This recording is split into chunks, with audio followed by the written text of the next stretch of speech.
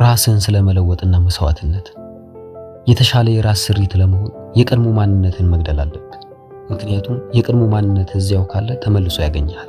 የሚያሸንፉት አደጋን ለመጋፈጥ የሚደፍሩ ብቻ ናቸው። እንደ ማንኛውም ሰው ከሆንክ ሌሎች ከሚወስዱት በላይ አደጋን ካልወሰድክ በምንም ተአምር ልታሸንፍ አትችልም። አያቴ ሁል ጊዜ ምንም ነገር እንዲሰጥ አትጠብቅ፣ ስራህን ስራ፣ የቀረው ነገር ራሱ ይስተካከላል ይለኝ ነበር። ስለዚህ እኔ በመንገድ ላይ ትኩረት አድርጌ ይጓዛለሁ። ስለዚህ ትኩረት አድርግ፣ በፍጥነት ውደቅ፣ በፍጥነትም ተማር፣ አዲስ ነገር ሞክር። በፈጠነ ቁጥር በወደቅና በተማርክ ቁጥር ስኬት ይፈጥናል። የስኬት ፍጥነትን ለመጨመር የመውደቅ ፍጥነትን እጥፍ ማድረግ አለብህ።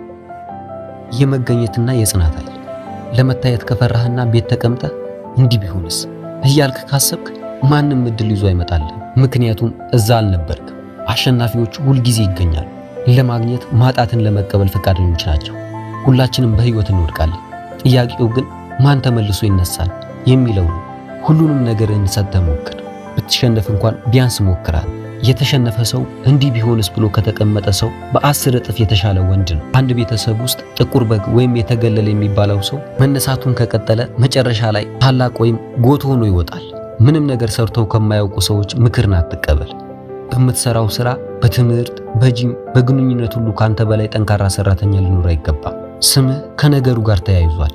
ስለዚህ ትልቅ ትርጉም ሊኖረው ይገባል። ስለዚህ ተቆለፍ፣ በምታምንበት ነገር እመን፣ ከላይ ባለው አምላክ። ምክንያቱም በታሪክ ማንም ሰው ብቻውን ያከናወነው ነገር የለም። ስራና ዲሲፕሊን። እንቅልፍን በቤትህ ውስጥ ወይም በአይምሮ ውስጥ እንደ ኃጢአት ቁጠረው። ብርሃን ካለ ውጪ መሆን አለበት።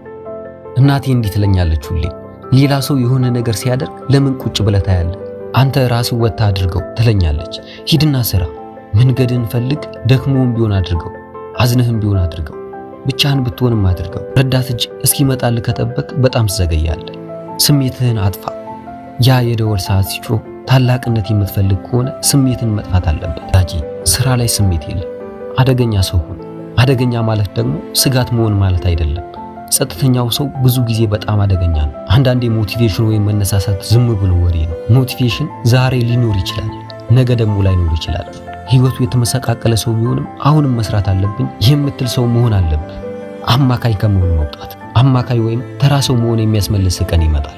ካንተ ያነሰ ተስጦ ያላቸው ሰዎች ካንተ በልጠው ሲገኙ ያምራል።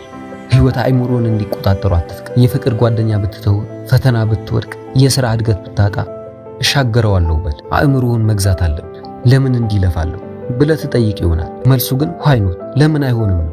ምን ያህል መጽሐፍ ማንበብ እንደምትችል፣ ምን ያህል ዋጋ ያለው ሰው መሆን እንደምትችል፣ ምን ያህል ርቀት መጓዝ እንደምትችል ለምን አታይም?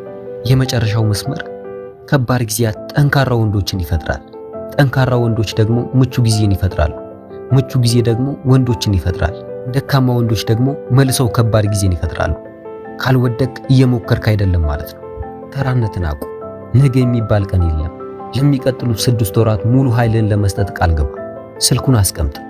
ድካምን አይበል፣ ጥንካሬን ደግሞ አውበል። ዓመቱ ሲያልቅ ሌላ ቦታ ትሆናለህ። ሁልጊዜ ማጥቃትህን ቀጥል።